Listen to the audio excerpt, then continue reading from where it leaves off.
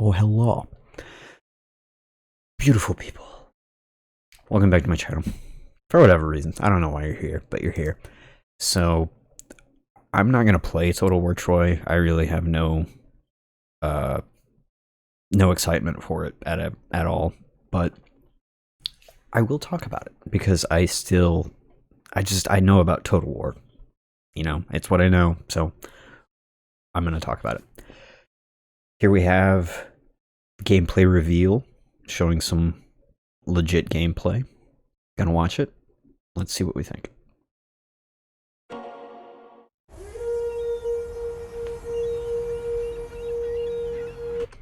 I like the campaign map aesthetic, like all that stuff in the background, like with the very artistically designed mountains and clouds, and like all of the fog of war area looks real good. That's really cool. Hello, and welcome to the first look at Total War Saga Troy. We're going to be playing through a battle between two of the greatest warriors of the Bronze Age, the furthest back any Total War game has ever gone. Now, of course, the period is full of myth and legend, but today we will witness this battle play out and write our own history. We are playing as Achilles, the mightiest warrior of the Iliad, but hot-tempered and unpredictable. His army has sailed over to the great city of Troy to steal its riches, with only Hector standing in our way. The champion of Troy, Hector, sees an opportunity to take down the enemy. I like the layout of the city. That's pretty cool. It is... Well, I like the layout, but it looks really boring. A lot of brown. A lot of brown. People at this time liked color. Like, they had dyes, different styles of mosaic, and all kinds of artistic ways of expressing their love for color. And that is a very bland looking city. That is a just brown, dull, drab looking city. Didn't even nothing. No, I can't see pretty much anything at all. Like, which is crazy to me. And end Achilles' hunt for glory. Because seeing he outnumbers our forces, he has marched out to gonna fight with an army of elite soldiers. We might not be as heavily. I mean, look at that. The soldiers actually look decent as far as, you know, not being drab piles of brown. They actually have some color on them. Armored as Hector, but we can use our mobility and reds and guerrilla blues tactics to finish Hector and take Troy for ourselves. The new battle features. I don't know why, but he just looks derpy to me. That armor is so strange. Added to Troy. I can't get over make that. This possible. The battlefields of ancient Greece were predominantly infantry focused. War horses on the battlefield were. I hate this. I hate this right here already. Like, the UI elements of having all allied units be green, all enemies be red. I'm a big boy. Just give me fucking faction flags already, because that looks... I honestly, I wish they would have just given standard bearers to units and incorporated flags in a realistic way. Because how did they identify themselves on the field? Use that system. Use some kind of immersive system, not just like these ugly floating tags that are always the same color, make you feel like you're always playing the same army every single time. And mainly reserved for chariots. We've designed greater distinction between the infantry classes in order. That being said, I do like the unit cards though. Those unit cards, they're good poses. They very clearly show what the unit is equipped with. You more or less have a sense of what their armor quality looks like. Like, not knowing the names of these units, not knowing their actual like unit description function, I feel like I'm pretty confident that I know what most of those units do already. So good unit cards. To promote greater dynamic interplay, Infantry have 3 weight classes: light, medium, and heavy. And the differences between them are accentuated from previous Total War titles. We have that full range at our disposal, forming up the anvil we want to hammer Hector's forces against. Greater mass means collisions are more impactful, whereas speed gives flanking a more prominent role to play. Our heavy unit also benefits from having alternate weapon modes. At the press of a button, our renowned Thean spears can put away their shields and become a much more offensive unit.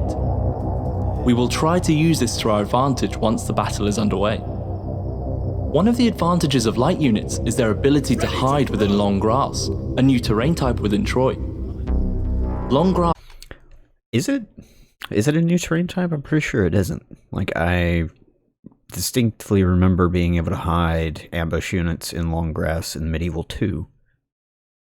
I don't know, maybe it's more distinct now, but I'm pretty sure we were able to do that in other games. Grass enables light units to remain hidden from view, enabling you, the player, to use the map in a greater tactical way than ever. We have chosen to hide our Aeginian javelinmen so that they can use their speed plus armor-piercing javelins to flank and destroy some of Hector's greatest warriors.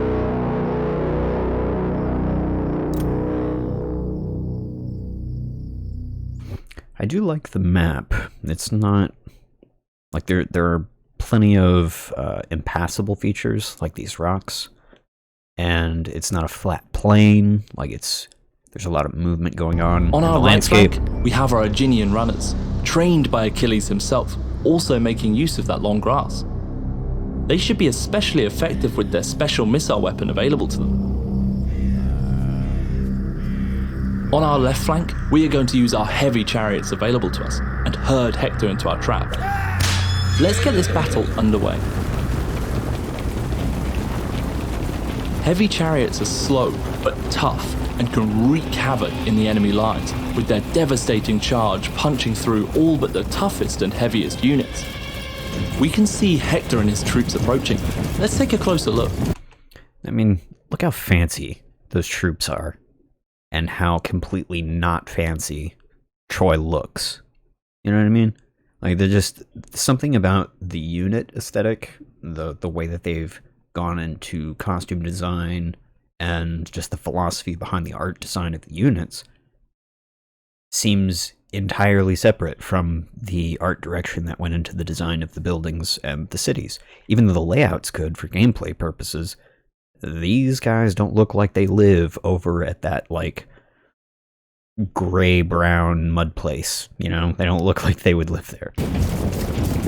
They are currently walking through another new terrain type, mud. Mud severely impedes the movement speed of heavier units, who get stuck on... I do really like that. The fact that terrain... Anybody who plays tabletop strategy games, like Warhammer, knows that terrain features and how the game treats terrain can very often be the deciding factor in the game, depending on what type of list you have brought. So seeing things like not just choke points or better siege layouts or something like that, but seeing an actual variation of terrain type, like leaning into the tall grass thing and now mud. I like that. That makes a lot of sense. Should have done a long time ago, but makes sense. Under the sheer weight of their colossal armors, whereas lighter units can freely move through it with little penalty to their speed. If we had more ranged units in our army, we could utilize this. That music is... It sounds like a dog with a ukulele in its throat just coughing to death. That's what it sounds like to me. That sounds like a garbage can rolling down a hill. Like, I cannot stand that. Why would they pick? But today we will have to employ different tactics.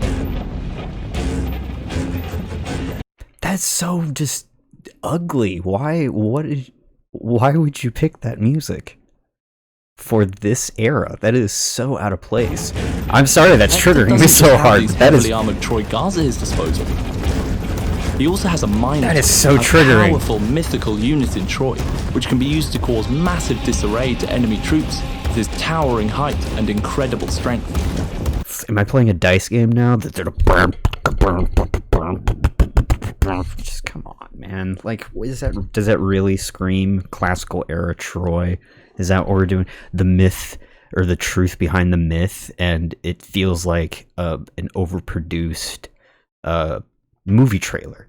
You know, that's this pandering to both sides now of the fandom, of the people who like fantasy and history, and it's culminating in this game. Like, I'm not the first YouTuber to say this at all, but it's a game that doesn't have an identity. It doesn't know what it wants to be, and so it's clashing very hard with this idea of being a historic setting. We want you to take, the myth, the legend, the setting, but instead of immersing you in the setting, we're going to...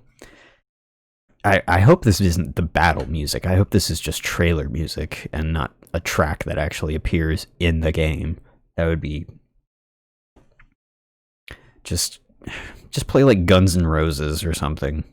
Why don't you, at that point? Just pay royalties for actual, like, rock music and just... whatever, go ham. Also, I hate that.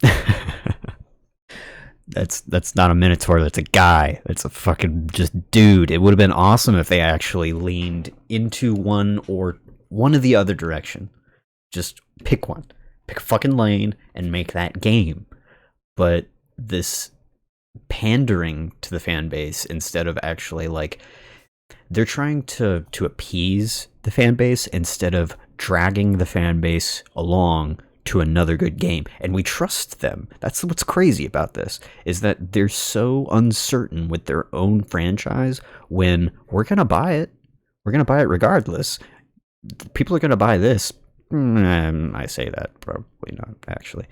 Or at least not as much as they hope. But the idea that they have to pander this hard in order to engage with their fan base, that's just not true, That's just not true. They should have taken the risk and leaned into one or the other setting. Either go super mythical in this era, which I think would have been the safer bet, just because it makes for a better game.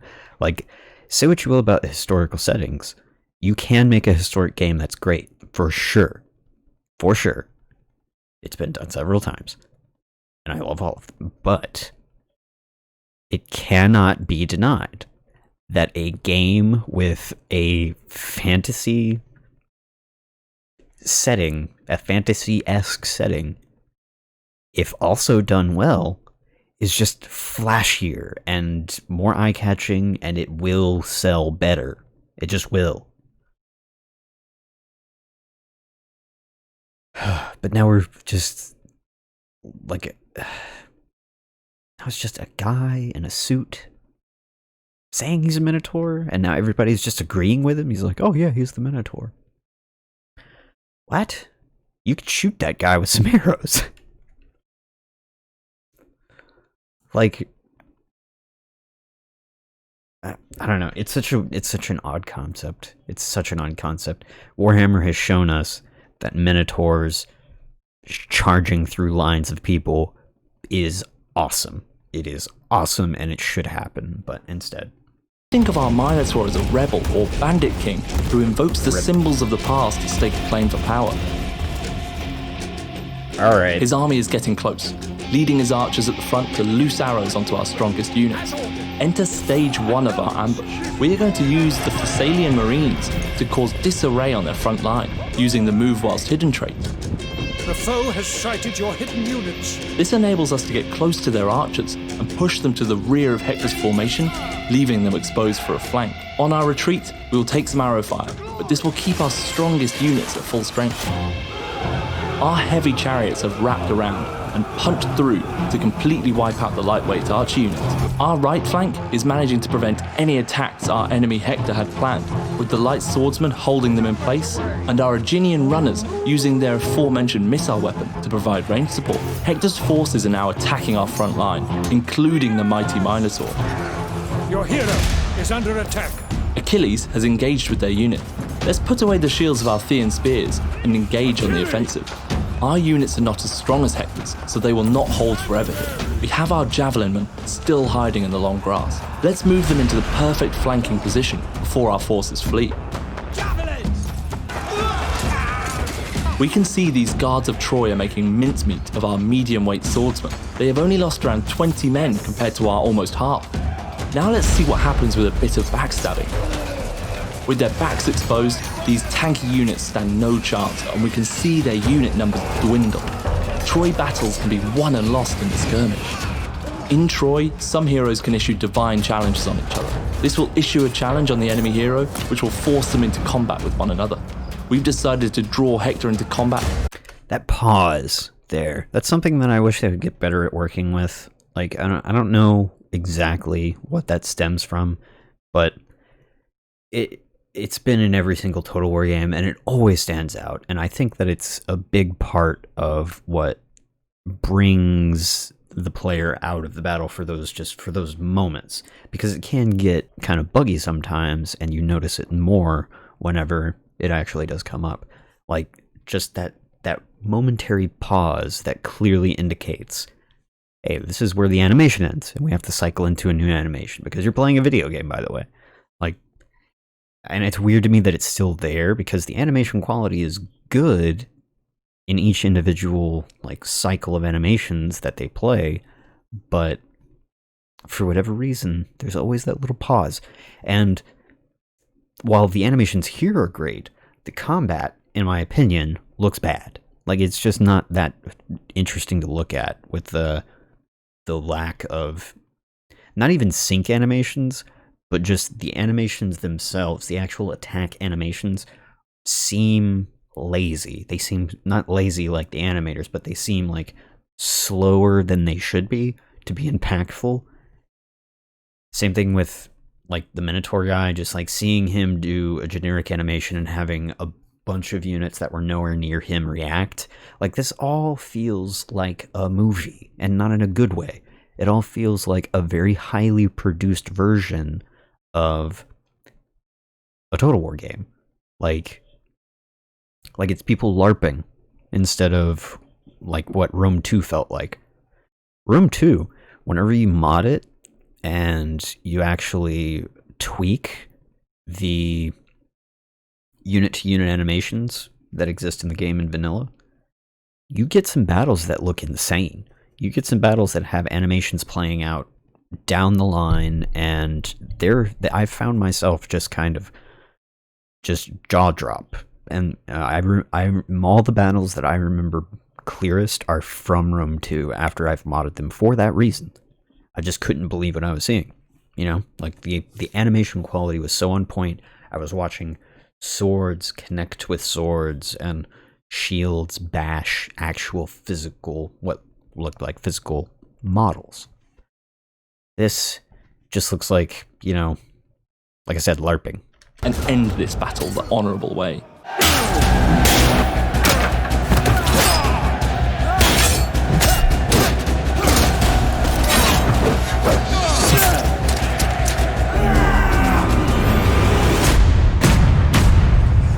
And of course they did the warm thing with the slow-mo, because they are Bollywood Total War now.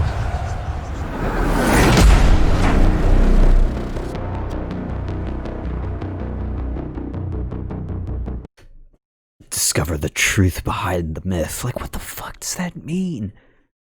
Truth behind the myth? What does that mean? There was nothing historic about, like, am I just ignorant, or was there actually like a giant dude in history who wandered around calling himself the Minotaur? I don't know. The truth behind the myth. Total War. We don't know what we are anymore. I'm sure it'll be fun enough, and I'm hoping that people are able to enjoy it, because I don't really see the franchise lasting much longer in the state that it is. It's going to become Blizzard soon. It's going to become Activision. It's going to fall to all the tertiary monetization that it's building up. Oh god. That monetization, man, it's a sword of Damocles for them right now. If they lean too hard into it, they'll doom themselves. I don't know. Unit cards are cool though, I guess. Why can't they just like this I saw what was that? Indie Pride did a video and like the centaurs were just guys on horses. Oh man.